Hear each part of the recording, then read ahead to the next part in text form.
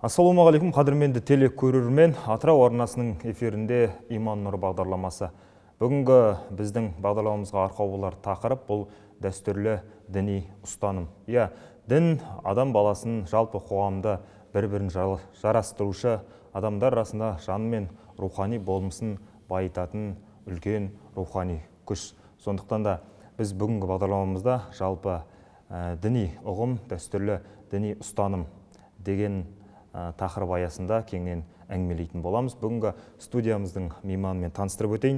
Ақтөбе облыстық аңсар ақпараттық талдау орталығы басшысының орынбасары, тәпсір ғылымдарының магистрі, теолог Төлеген Өмірзақұлы. Ассалаумағалейкум. Қош келдіңіз. Көңіл күйіңіз қалай? Жақсы, шүкір.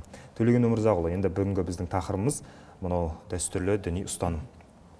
Жалпы енді дін аса нәзік дүние деп айтып жатамыз. Жалпы осы қоғамдағы діни ұстанымды қоғам арасында бір-бірінен алыстататын емес, бір-біріне жақындататын рухани болмыс ретінде жалпы қоғам қаншалықты түсініп келе жатыр қазіргі таңда? Әрине, өзің айтып өткен сияқты, дін жалпы нәзік. Діннің нәзіктігі оның адам өміріне беретін пайдасында. Нәзік деген сөзді әртүрлі мағынада түсінсек болады, әрине, бірақ мына нәрсені айтқым келеді. Дін жалпы қарапайым қоғамдағы азаматтардың дінді ұстану тұрмысы бар. Діннің тұрмысы бұл өте жеңіл. Бұл жерде бір үлкен даудамай жасаудың ешқандай қажеті жоқ. Егер қазір біз дінді нәзік, дінді қиындата беретін болсақ, адамдар ұсталынбайтын бір нәрсеге айналуы мүмкін, олай емес. Діннің тұрмысы, қарапайым қатардағы адамның дінді ұстануы бұл өте жеңіл, өте оңай. Ал енді діннің ғылымы деген нәрсе бар. Әрине, бұл мәселе өте нәзік, өте ауыр. Қаншама адамдар 40 жыл, 50 жыл ғұмырларын берген кезде ғана бір нәтиже шығатын. Тек қана бір нәрсені біліп, оқып, тоқудан емес. Білу, оқу, оқыған нәрсесін жүзеге асыру, одан кейін барып адамдардың ортасына бір ортақ қағида ережелерді ортақ шығару, бұған жалпылама дін деп айтамыз. Осы жағынан әрине, дін ғалымы болу жағынан, дінде бір үлкен тұлға болу жағынан, дінде бір тақуалық, бір тақуа адам болып артына елді ерту жағынан әрине бұл ауыр нәрсе. Ал енді қарапайым қатардағы бір азаматтың дінді ұстануы, күнделікті Алласымен арасында қарым-қатынасында бір ешқандай қиын еш нәрсе жоқ. Қазір адамдардың сыртында дін деген бір ауыр нәрсе болып көрінуі мүмкін, әрине. Біз бұл діннің ғылымы мен діннің тұрмысының арасындағы пердені таба алмай жүрміз. Осы жерде. Қарапайым халық қай жерде болу керек, дін ғылымы қай жерде, дін ғалымдар қалай болу керек, араларында қатынас, бір шекара бар ма, жоқ па? Осы нәрсені кейде қазір жайлап түсіндіруге тырысып келе жатырмыз, жайлап кітаптар аударылып жатыр, ғылым келіп жатыр ортаға. Бұл жайлап, бұл шекаралар өзі жайлап келе жатыр ортаға. Бірақ білесіңіз енді ащы да болса шындық, бір ғасырға жуық дінсіздік келді ортамызға. Түбегейлі үзіліп қалмаса да соншалықты қатты алыстадық. Одан кейін жаппай дінге келген кезде діннің тұрмысы қайсы, діннің ғылымы қайсы? Діннің тұрмысындағы адам діннің ғылыммен айналыса бастады. Дін ғылымындағы адам дінге немқұрайлы қарай бастады. Арамыздан бір нақты, толық бүтін бір тұлға шықпайынша осындай бір жағдайлардан өту бұл табиғи процесс деп есептеймін. Түсінікті. Жалпы енді осы қоғамдағы діни ұстаным, отансүйгіштік, патриоттық құндылықтар болсын, жалпы салт дәстүр құндылықтарын дәріптеу, жалпы осындай ұлттық ортақ құндылықтарды асыл дініміз қалай насихаттайды? Жалпы біріншіден бұл дін өз алдына бір қағида, сол қағидаға адамдар ыңғайластыру деген бір нәрсе жоқ. Дін дегеніміз адамдардың ыңғайына, жағдайына қарай жасалған, берілген. Алла тағала бұл дінді адамдар үшін түсірілді. Сонау ғасырда, мысал үшін пайғамбарымызбен осы асыл ислам дінін алатын болсақ, сол дәуірде өмір сүрген, сол дәуірдегі адамдардың деңгейіне жараса Алла тағала пайғамбарымызға бір хабарларды береді. Алла тағала бұны әуелі жасап алып адамдарды соған ыңғайлап жатқан жоқ. Адамдар бар қоғамда адамдарға ыңғайлап. Қарапайым айтатын болса, бұл дінді, бұл Құранды сендерге араб тілінде, өйткені арабтар үшін түсіп тұр.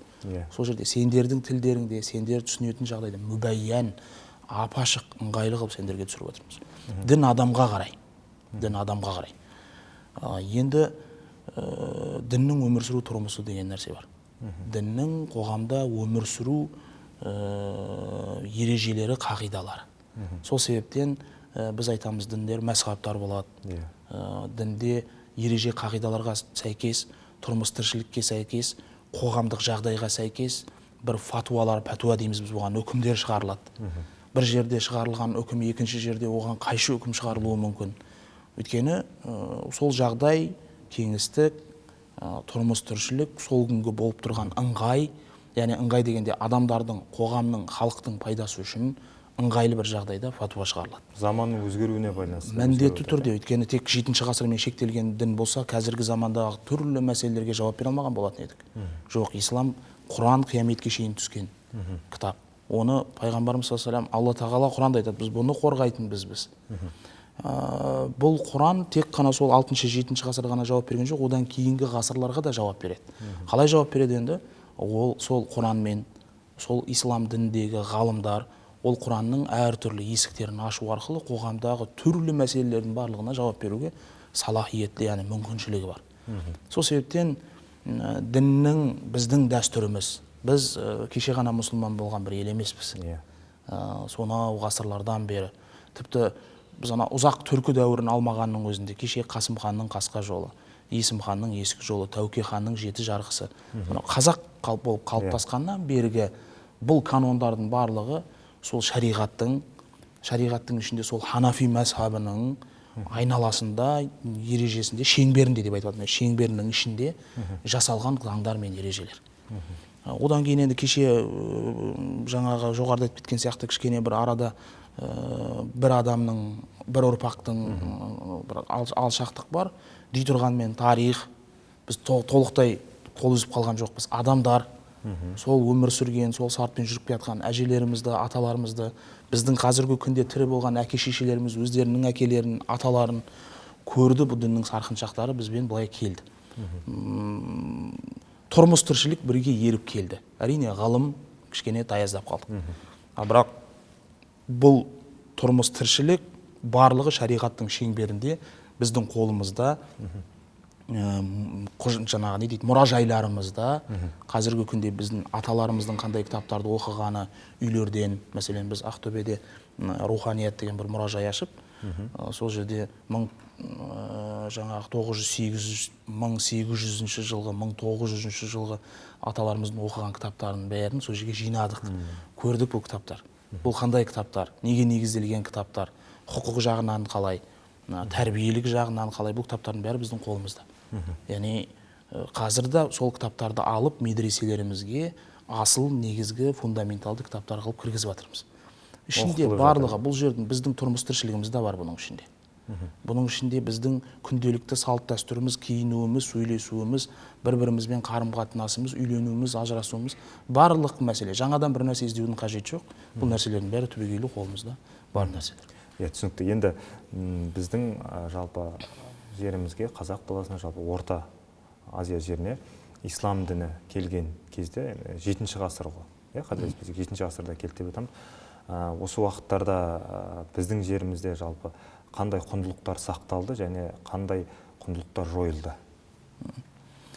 Енді әрине, біріншіден тарихтан айтамыз, біз ислам тарихынан. Ислам тарихы бір территорияға дін болып келген кезде. Асылында ешқашан бір ұлттың сол ұлттық құндылықтарын, мәдениеттерін, тарихи жәдігерлерін, тарихын түбегейлі былай сүртіп кететіндей бір дін емес. Егер ол асылында солай болатын болса, біз Мысырдағы пирамидаларды көрмеген болатын едік қазіргі күнге дейін. Бұл дініміз қоғамның ішіндегі қателіктердің барлығын өзінің, яғни қателік дегенде сенімге қатысты, шариғатта дұрыс болмаған нәрселердің бәрі өзінің ғылымының ішінде қамтып тәрбиелейтін бір дін. Мәселен, сізге қарапайым, сонау араб жазирасынан ислам келген кезде, ислам келмей тұрғанда да сол арабтардың ішінде қажылық деген бір құлшылық болды. Ислам келгеннен кейін ол қажылық жойып жүрген жоқ. Ислам келмей тұрған кезде де сол Сафа мен Маруа деген екі төмпешіктің үстіне былай жүгіру болды. Сағи дейді бұған арабшада. пайғамбарымыз саллаллаху алейхи ол сағиді түгелімен жоқ қылған жоқ, тек екі пұт болды, сол екі пұтты алып тастады. Екі тас болды, сол екі тасқа сыйынып жүгіретін еді. Екі тасты алды, жүгіру қалды. Қағбаны 7 рет айналу деген болған жоқ па? Болды бұл нәрселердің бар. Сондықтан бұл біздің территориямызға келген кезде де, бұл біздің дініміз, біздің салт дәстүріміздегі нәрселерді түбегейлі жойып, ондай нәрсе жасаған жоқ. Дін келді, бізді моноатеизмге ғана шақырды. Жалғыз бір құдайға табынушылыққа ғана шақырды. Осыған сәйкес дүниетанымыз өзге болған болса, осы өзге дүниетанымызды бір ғана тәңірге табыну, бір ғана құдайға табыну, аттарын әртүрлі айтуы мүмкін, бір ғана жаратушыға табыну деген түсінікке ғана алып келді. Қалған тұрмыс тіршілігіміздегі мәселелердің барлығы солай қалды. Не дейді жаңағы, исламнан алдын құрбан шалу бар еді, ислам келді, құрбанымыз қалды. Исламнан алдын тұрмыс тіршілігіміз, киімдеріміз, бұлардың бәрі сол күйі қалды. Біз көшпелі халықтармыз. Көшпелі халыққа жараса, біздің ер адамның, әйел адамның киімі бар, ер адамның, әйел адамдардың тұрмыс тіршілігі бар, араласуы бар. Біздің жалпы үй, ат әбзілдері, ыдыс аяқтарымыз, бұлардың бәрі исламға сәйкестен бір нәрсе ештеңе өзгерген жоқ. Бізде сенімге қатысты мәселе ғана өзгерді. Енді бір ислам келеді да бүкіл нәрсені жоқ етіп, орнына новый бірдеңе, жаңа бірдеңе қояды деген нәрсе, бұл қате түсінік. Сол себептен біз ислам дінін қабылдамағанға дейін де осы түркі халықтары қазақ едік. Өзіміздің ұлы құндылықтарымыз, ережелеріміз болды, өзіміздің тіліміз болды, мәдениетіміз болды. Үлкен ұлы түркі мәдениетінің ішінде өмір сүрдік. Ислам келді, бізді байытпаса кемітпеді. Ислам келді, кейбір ырым тыйымдарымыздан тастадық, моноатеизмдік дінді алдық. Сол дәстүріміз бен мәдениетімізді дәстүр емес өркениетке айналдырдық десек болады. Тек қана бір территориялық, географиялық ортаның ішінде өмір сүріп жүрген адам едік. Жалпылама ислам әлемі деген үлкен семьяға ішіне кірдік. Бірақ семьяға кірген кезде олар бізге шарт қоймады. Исламға кірген кезде былай келесің, былай келесің. Исламға келген бір-ақ шарт бар тек. Жүрегіңді жалғыз құдайға байлайсың. Бір ғана құдайшылдық болды. Қалған нәрсенің бәрі, онсыз да біздің мәдениетімізде, онсыз да мәдениетті халық едік бір олы. Яғни дәстүріміз, мәдениетіміз қалыптасты дейсіз ғой? Қалыптасты. Ешқашан қарсы шыққан жоқ. Бұл сауалды қойған себебім, жалпы мынандай да бір пікірлер бар екен. Бұл кезде ислам діні келген кезде жалпы араб басқыншылар деп сипаттайтын да адамдар бар екен. Бұлар келді, біздің өркениетіміздегі құнды жәдігерлерді жойды деген де пікірлер бар екен. Бұл қаншалықты теріс пікір сонда? Мәселен, бір нақты бір нәрсе болса, соған сүйеніп айтар едік та, бірақ бір жәдігер жоятындай. Егер ислам, мәселен, қалай айтамыз, бір ғимараттарды жою болса, айттым, ислам діні келгенге дейін бәленбай ғасырлар бойы тұрған сонау пирамидалар жойылмады. Сонау жаңағы, не дейді жаңағы, біздің даже қабір жаңа ескі күлтегіннің жазулары, таулардың бастарында әлі күнге шейін көрген адам көр, қазір зерттеу жұмыстары жүргізіліп жатыр. Бал-бал тастар бар. Бал-бал тастар. Бұл нәрселердің барлығын егер ислам жоятын болса, түбегейлі жойып жіберетін еді ғой. Жоқ, бұл деген сөз не деген сөз? Қазір жақында тәуелсіздік алғаннан кейін кейбір діни көзқарастар келе бастады бізге. Кейбір діни көзқарастар. Осыған байланысты жаңа вандализм сияқты, тағы да басқа құнды жәдігерлердің барлығын жою, мысалға Сирияда көрдік, Мысырда көрдік, бұл нәрселерді көрдік. Осы нәрселерге сәйкес кейбір адамдар қазіргі дүнияны ескі дүниямен арасын байланыстырғысы келетін бір нәрселер болуы мүмкін. Жоқ, біз мынау қазіргі қоғамдағы біздің өмірімізде болып жатқан кейбір діни ағымдардың әрекеттері мен біздің аталарымыз ұстанған діннің арасында аспан мен жерде айырмашылық бар. Бұл нәрсенің ара жігін ажырата білу керек. Сол себептен егер ислам келгеннен кейін сонау қараханиттердің дәуірінде бұл мемлекеттік дін болып қалыптасса, мемлекеттік дін болып қалыптасқаннан кейін бұл жәдігерлердің бәрін жою керек болса, мемлекеттің билігі қолында тұрған бір мемлекеттік дін болған түбегейлі жойып жіберуге мүмкіншілігі бар еді ғой. Мына затты өзгерткеннен гөрі жүректі өзгертуге қарай ислам осыған қарай жұмыс істейді.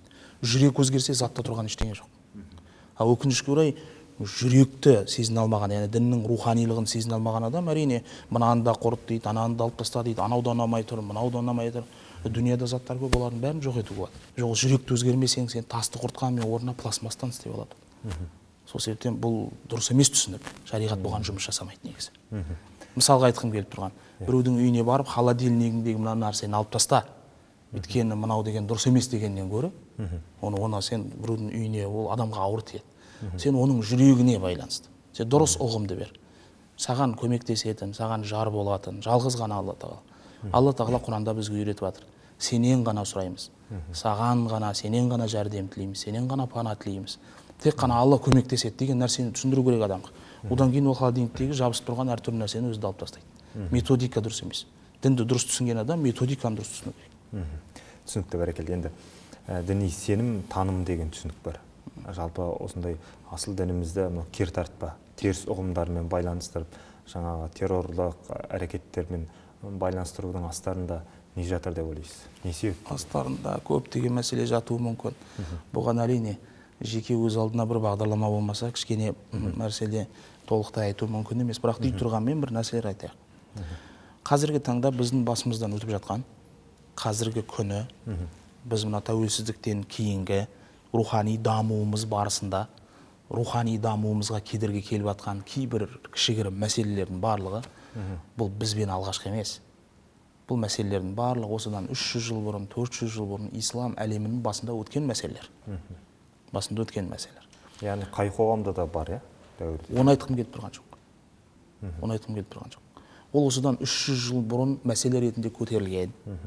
Оның үстінде көптеген талас тартыстар болған. Кейбір жағдайда бәлкім адам шығындарына шейін келген мәселелер болған. Одан кейін ғалымдар бұның есігін жапқан, елді дұрыс түсіндірген, қоғамда дін дамыған, ғылым дамыған, есігі жабылған. Уақыт өтеді.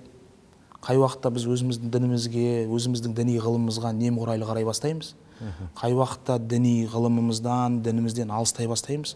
Қай уақытта бұл болған нәрселердің бәрін ұмыта бастаймыз. Кейбір бұл ислам әлемін, мұсылмандардың дамуын, кеңеюін, өсуін қаламайтында айналамызда қаншама адамдар бар. Осылар осы нәрсені тағы да ортамызға салады. Қазіргі таңда бізге қарсы, дәстүрлі дінге қарсы қандай да бір ағымдар тарапынан бір шабуылдар болған болса, бұл шабуылдар осыдан 300 жыл бұрын болған. Және дәстүрлі дін өкілдері де бұған жауабын берген.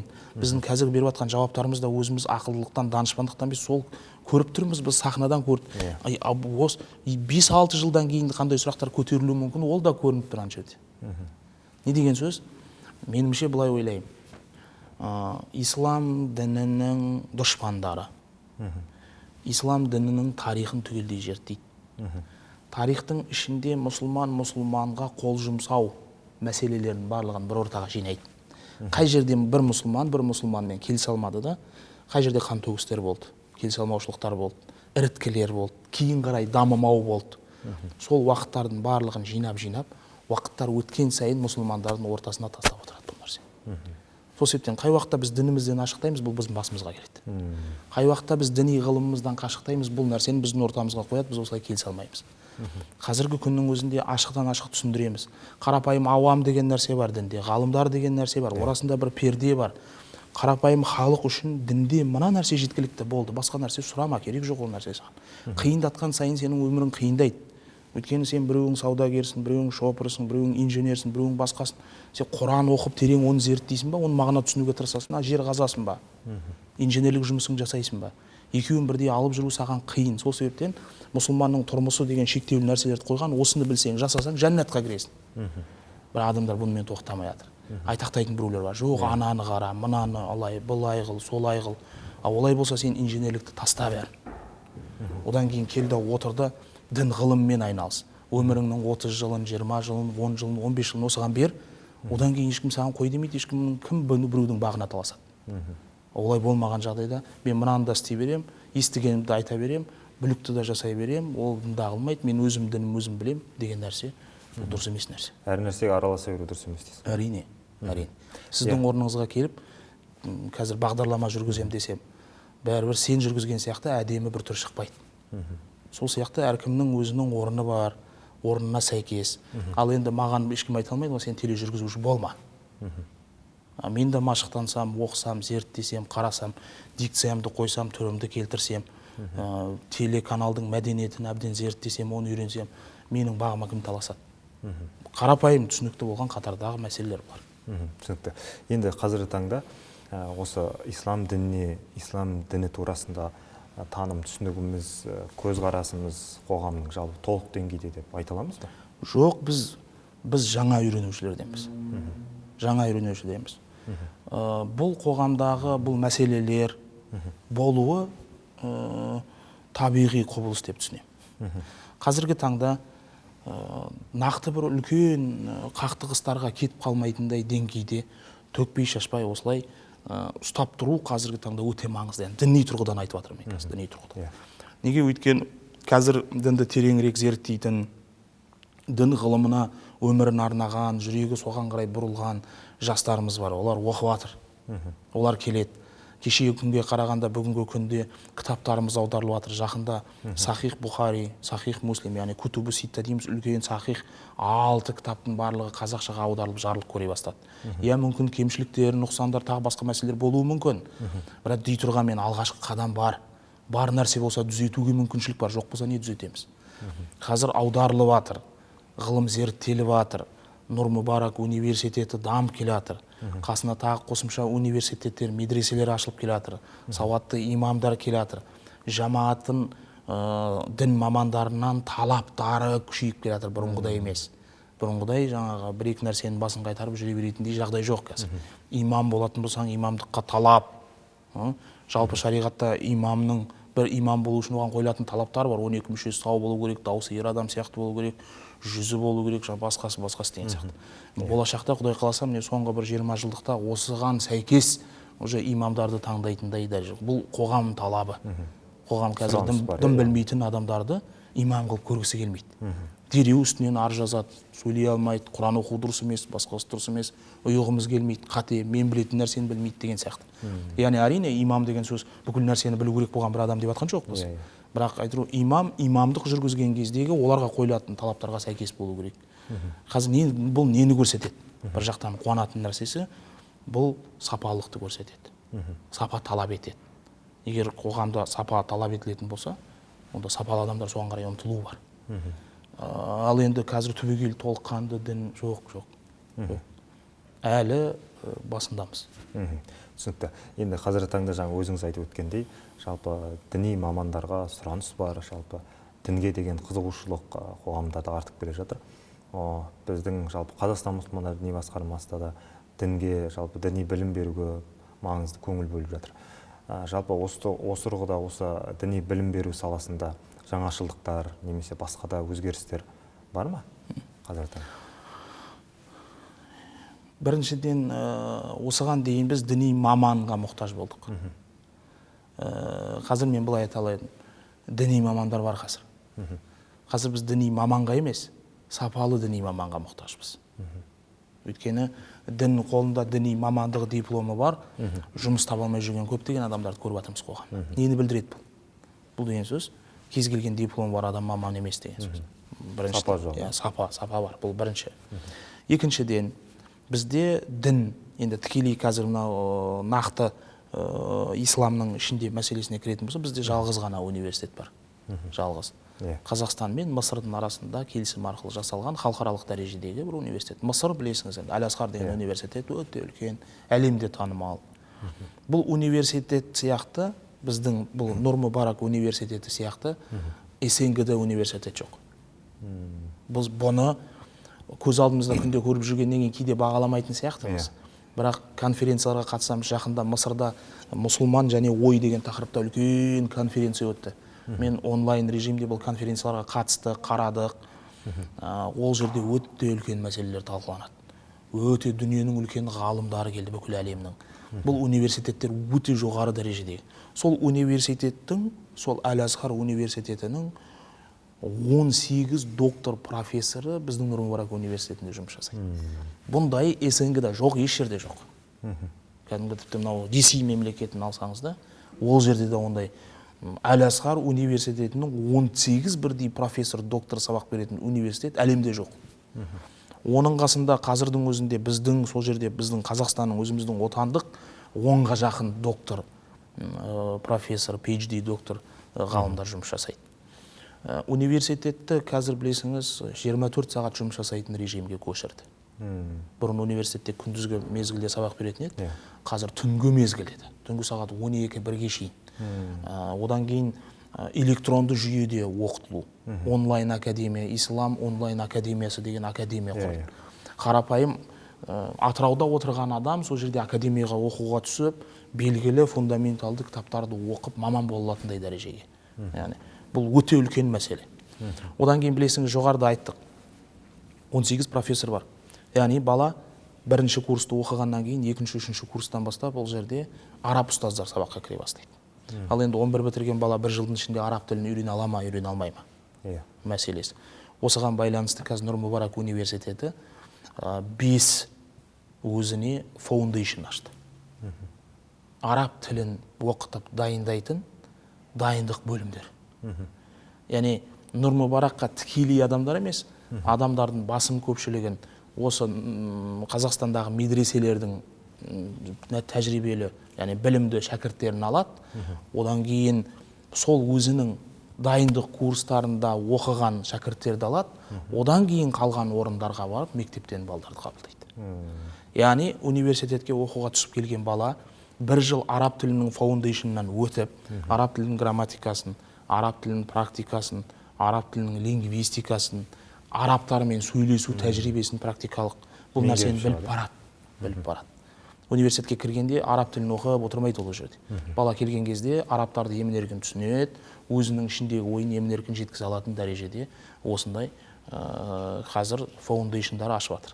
Қазіргі таңда бір қыз балдардікі, 4 ер балдардікі 4 облыста бұл жасап жатыр. 2022 жылға шейін барлық Қазақстанның барлық бөліктерінен ашылу. Бұл не көрсетеді? Бұл сапа көрсетеді. Сапа. Өйткені араб тілі ауыр, әлемдегі ең ауыр 3 тілдің бірі. Жазылуы басқа, оқылуы басқа, бағыты басқа, барлығы. Сол себептен университеттің қабырғасында университеттің сабақтарымен қосымша аптасына болатын 1-2 араб тілі сабағынан бала араб тілін толық маман бола алмайды, қысқаша әңгіменің шыны. Ал енді тек қана 1 жыл бойы араб тілін оқып, одан кейін университетке түскен бала университеттің қойған, университет болғаннан кейін ол жерде ағылшын бар, экономика бар, экология бар, эконом теория бар, орыс тілі бар, басқа сабақтар бар дүнияның. Яғни мемлекеттің бекіткен сабақтар. Одан бөлек діни сабақтар. Бұлардың бәрін емін-еркін алып жүру үшін бұл балаға өте үлкен көмек. Бала келіп тек қана күндіз түні тілімді оқи алмай жүрім, ертең арабтарды түсінбеймін демейді. Келген кезде ағылшынын да оқиды, орыс тілін да оқиды, эконом теориясын да оқиды. Арабтар келгенде де емін-еркін түсінеді, тікелей ғылымға кіруге үлкен мүмкіншілігі бар. Сол себептен бұдан кейінгі сапалар өте жақсы болады. Қазіргі таңда білесіңіз, енді ислам әлемінде, әлемдік аренада қазақ балдарының шығып жүргенін көріп жатсыңыз. Халықаралық дәрежедегі үлкен Құран жарыстарында біздің балдардың жарысқа қатысып орындар алып келіп жатқан.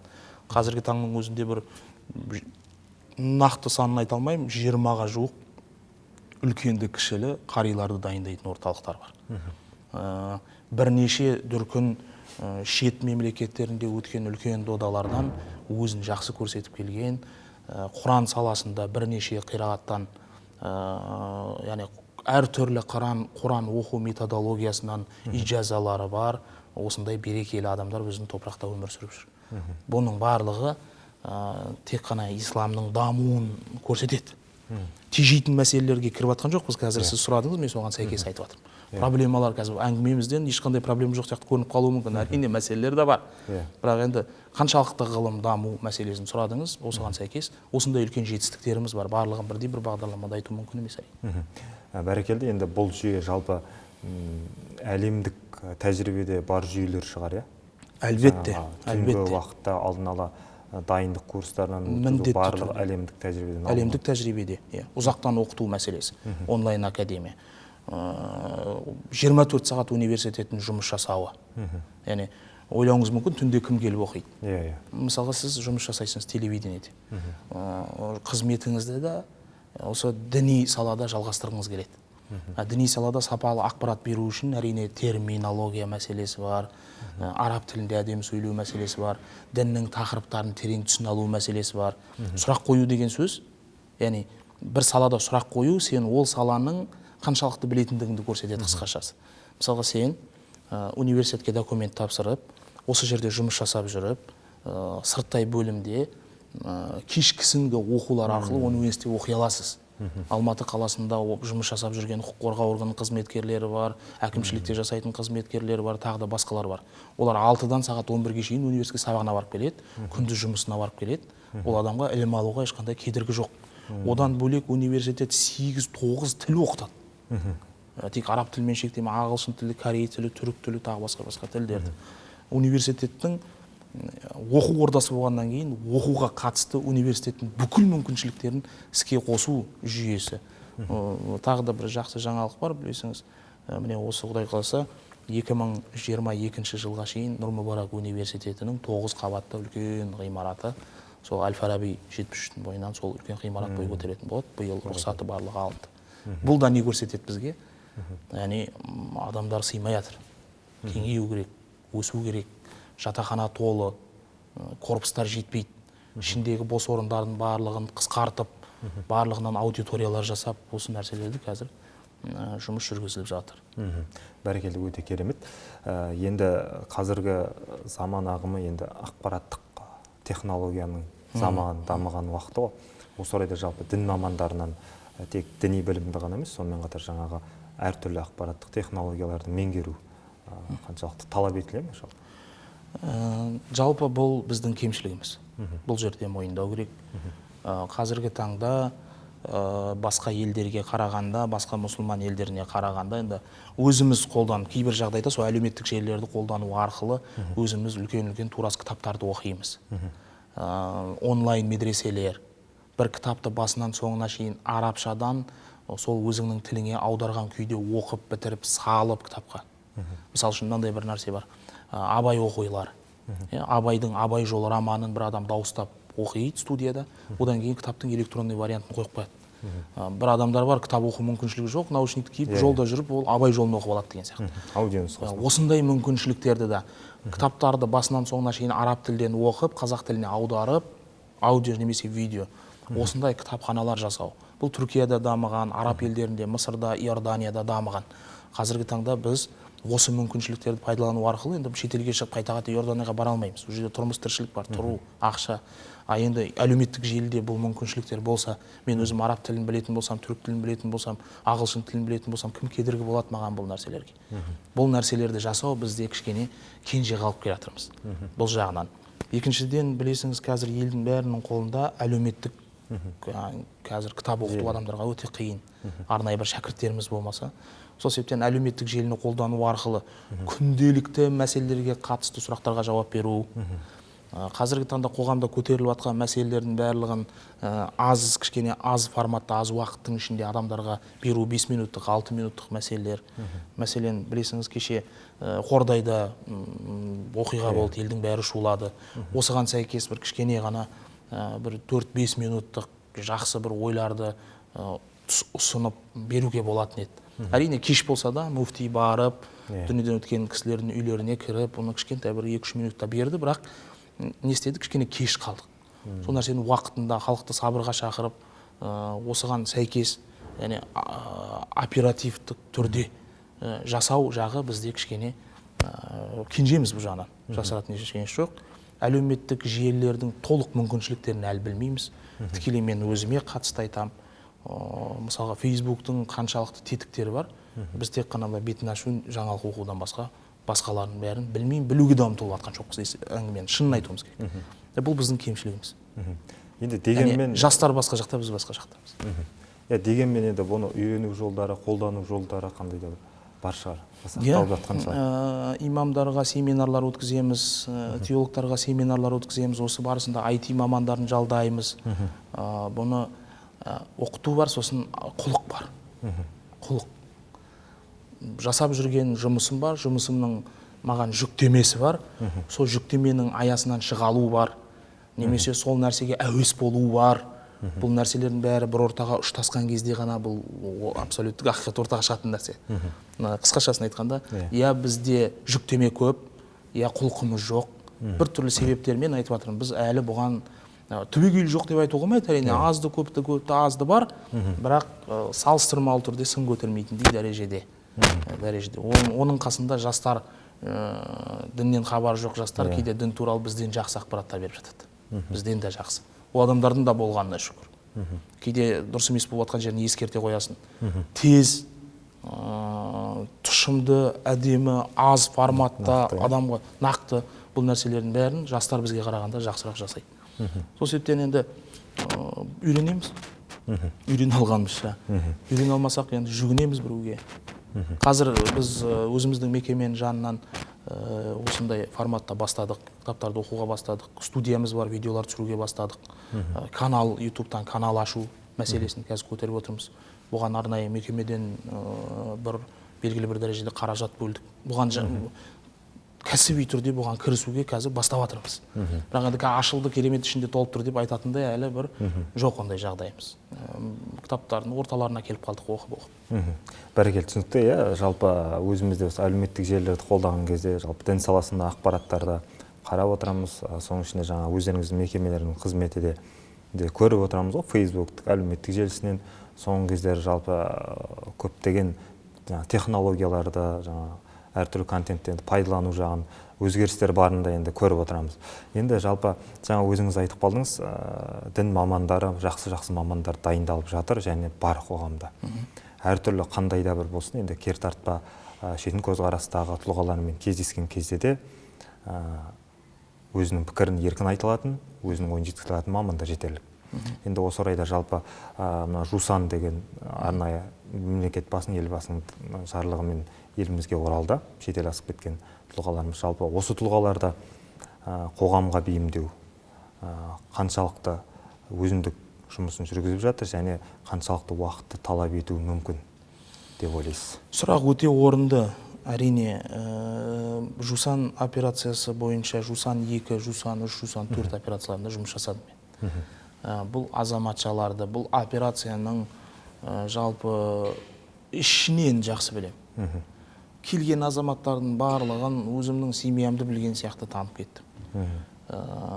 Бұл жерде басым көпшілік мәселе неге байланысты? Әрине, қылмысқа қатысы бар адамдардың барлығы жауапкершілікке тартылып кетті. Бұны астын сызып айтуымыз керек. Қылмыс дегенде не түсінеміз деуіңіз мүмкін. Мысалы, әлеуметтік желі арқылы сол жерге сол Шам өлкесіне қасиетті соғыс деп шақырған азаматтар және азаматшалар, бұлар да қылмыс болып есептелді. Сол жерден шекарадан заңсыз өтуді ұйымдастырған, жоспарлаған, өткізіп берген, құжаттар дайындап берген, осыған қатысы болған азаматтардың барлығы. Яғни құқық қорғау органдарының толықтай бұған байланысты бүкіл ақпараттар болды, келген кезде барлығы жүзеге асты.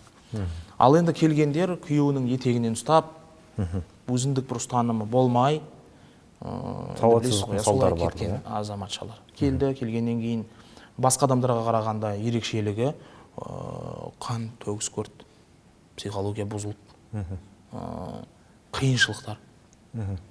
Кез келген жағдайда тығырықтан шығудың жолдарын жасай алатын, кейбір дұрыс және дұрыс емес жолдарға емін-еркін бара алатындай дәрежеде адамдар қалыптаса бастады.